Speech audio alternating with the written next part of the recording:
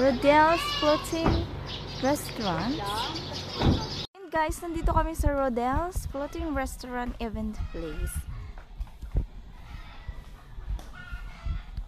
So, pababa na kami. So, yan na kanilang parking lots.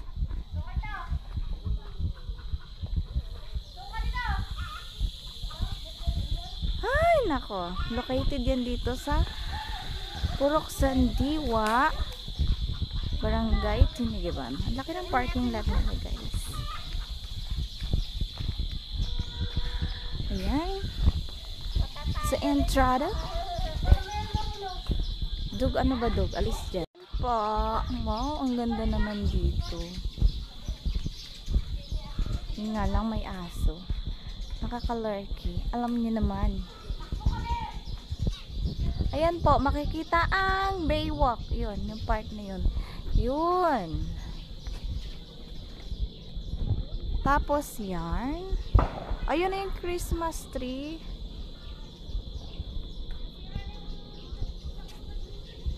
Palawan State University yan. Tapos ito naman yung Shenatel. My God. Hawakan ko ng maayos yung cellphone ko. Medyo madulas pa naman to. Tinanggalan ko na siya ng kanyang. Ay!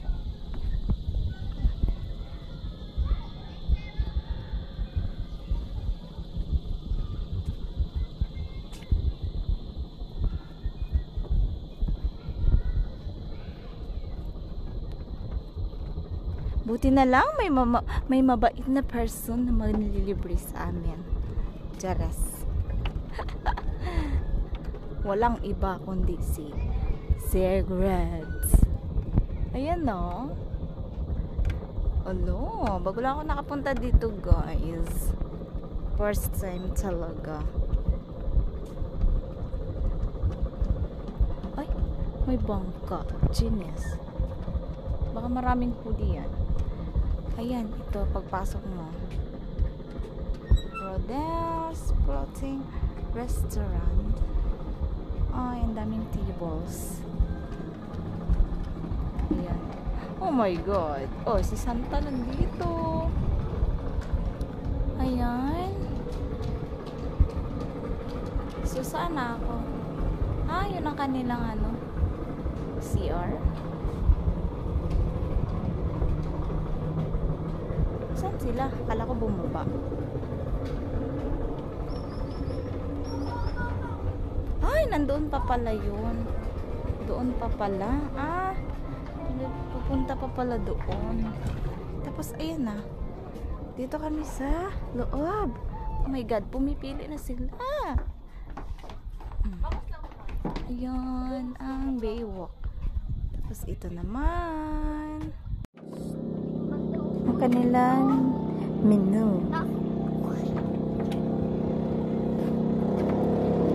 Ah, wala na. Yun lang yan.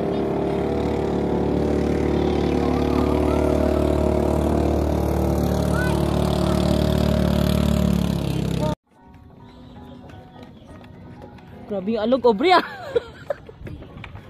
Blurred. Ang lalaki. Bakit birat mo itong malaki?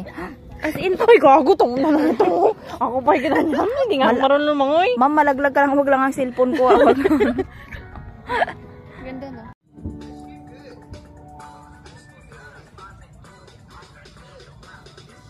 Saan sa kan mo mabring ko?